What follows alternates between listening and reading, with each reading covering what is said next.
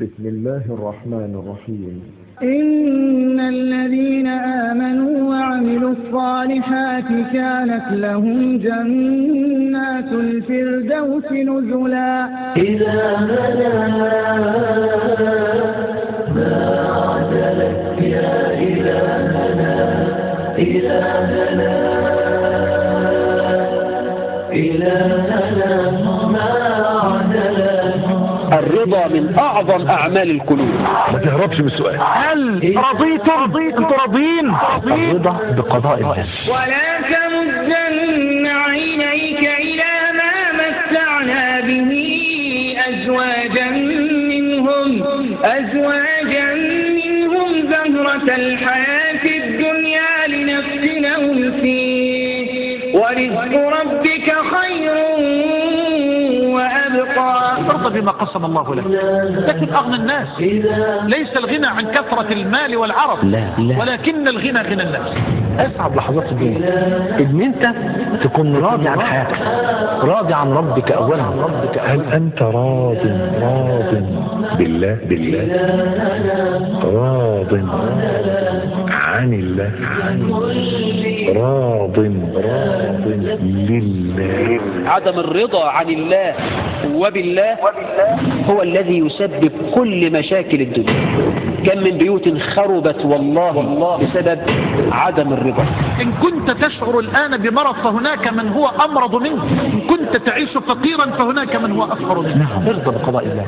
ابنك مات، ارضى إن شاء الله ربنا يجعله سبب دخولك الجنة. زوجتك ماتت، ارضى إن شاء الله ربنا يجعلها في ميزان حسناتك. مالك راح، ارضى إن شاء الله ربنا يعوضك أحسن.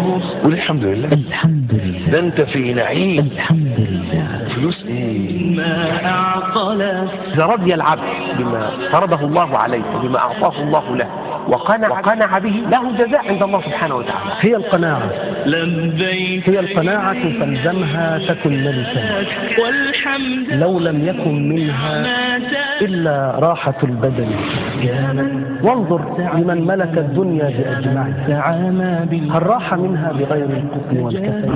القناعة كان جميل، لأن الإنسان لو لم يرضى بما قسم الله له ولو لم يذق طعم القناعة سيعيش قلقا طوال حياته، سيعيش في هم وغم ولن يفارقه النكد أبدا، ولن يفارق الغم بيته ولا داره أبدا. سيعيش طوال حياته في حزن ينتقل من هم إلى هم ومن ألم إلى ألم. عشان تعيش راضي.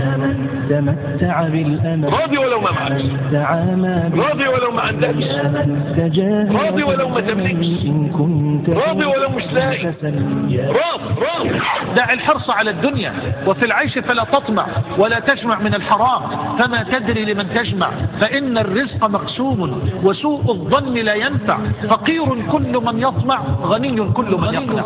ما في شيء في الدنيا يجعلك في نعيم وراحة وسعادة إلا إن أنت تكون راضي عن الله. الراضي ولو جعان، الراضي ولو تعبان، الراضي ولو مش لاقي.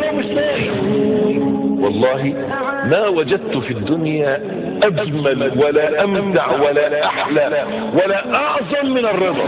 والله لو رضيت بما قسم الله عز وجل لك بعدما من عليك بالإسلام والتوحيد والإيمان، والله ستعيش وستحيا حياة طيبة كريمة أبية مطمئنة زاكية.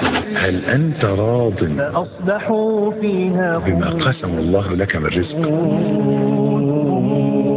تحت السقائك والوقود شعث المحاسن والقود. راضي بنصيبك. يعني انت راضي بشكلك، راضي بزوجتك، راضي بابوك وامك، راضي بولادك، راضي بصحتك، راضي بدماغك،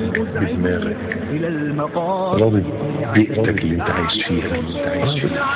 قال رسول الله صلى الله عليه وسلم: ذاق طعم الإيمان من رضي بالله ربا وبالإسلام دينا. أبو محمد صلى الله عليه وسلم نبيا. رواه أحمد. يا من تمتع بالأمل، يا من تعامى بالعمل، يا من تجاهل بالجهل إن كنت ذو جهل فسل. يا من تمتع بالأمل، يا من تعامى بالعمل، يا من تجاهل بالجهل إن كنت ذو جهل فسل. عمن ترحل أو مضى، أو من تصرم وانقضى، أو من على